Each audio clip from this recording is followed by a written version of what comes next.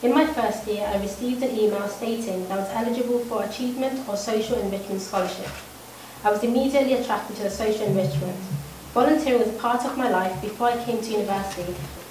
I wanted to find the perfect opportunity where I thought, yes, I want to do this project. Then I found it with an organisation called ISEC, which provided students with volunteering opportunities in a challenging environment in one of 110 countries. I chose Egypt. As a law student, I wanted to do a project related to human rights, so I decided to go to Cairo during the protests, which took place at the end of June 2013. I know, it was probably a foolish thing to do, putting myself in a country where there was inevitably going to be an increase in violence due to the protests, but this is why I chose it. If I didn't have the scholarship, I probably would have volunteered in Leeds, but I wanted to do something bigger and braver and get the most out of the situation. So on the 1st of June, I was Cairo bound to work with Cairo University students to support victims of sexual assault and domestic violence. The United Nations carried out a study which stated that 99% of women in Egypt were subject to some sort of sexual assault. I wanted to be there to support women, to be able to refer them to professionals who would help them mentally and emotionally. Although I was supported by an organisation, it was the scariest thing I have ever done, but it was the most rewarding. You can imagine, a girl who was from a small town, who hardly had any life experiences, became independent, didn't have a mum to fall back on, and then going to a country where there was turmoil. Domestic violence and sexual assault is not discussed in Egypt. There were hardly any awareness. It was always a norm to go through all this. I respect the women who made that step to contact us and other organisations to get help and in the long run improve their lives and the people who are dependent on them. I was trained to provide groups and one-on-one support for victims and then referring them to professionals. I was emotionally, mentally and physically drained. How could I not be? Listening to real-life stories that led to the mental instability of many women was just heartbreaking. Being able to support these women and telling them that they're not in the wrong, that they don't deserve to be sexually abused or to be a victim of domestic violence.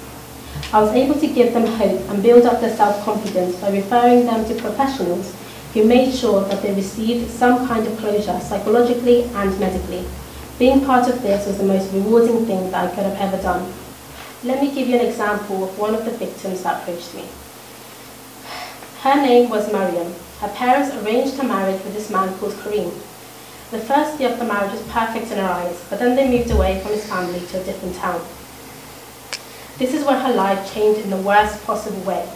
She gave him 3 children. Each time she had the hope that another child would change him for the better, that he would learn to understand the value of family and bringing up children in the right environment. But that didn't happen. He used to rape her constantly, hit her if she was a minute late in serving breakfast, etc. As time went on, it got worse. He started bringing men to the house to rape her. He made money out of this. Kareem tortured her if she resisted in any way, so she accepted that this was in her fate, that this is what God had planned for her. But one day she realized that if she doesn't do something now, her daughter could be a victim of all this too. She stole money from the men who came to the house, collected money from wherever she could. And one day she ran away with her children. She lived on the streets of Cairo for 2 months before she approached her project. And this is when she told me her story. It took 2 days for me to get her to tell me everything. She was hesitant and she felt like she was going against her husband and her family. After hearing her story, I brought in psychologists for her and her children. She got medical care from the medical students at Cairo University. We also set up a place for her and her children to stay, which were funded by the project. I had no contact with her when she was referred to professionals, but 3 weeks later she came back to thank me for changing her and her children's life for the better. I'm so thankful for my mum. I can't imagine what she went through when I was in Egypt and what she felt when she watched all the bombing and shooting on the news. I'm grateful for her constant support throughout all this, and without her I would not have gained the courage to get out of my comfort zone and do something that makes a difference on a bigger scale.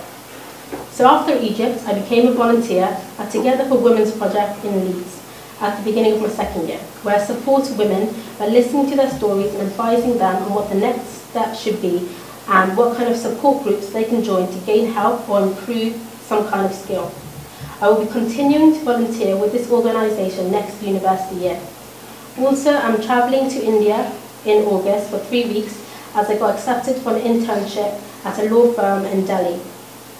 And thank you for the scholarship. I'm very much appreciative for the opportunity it opened up for me. Thank you.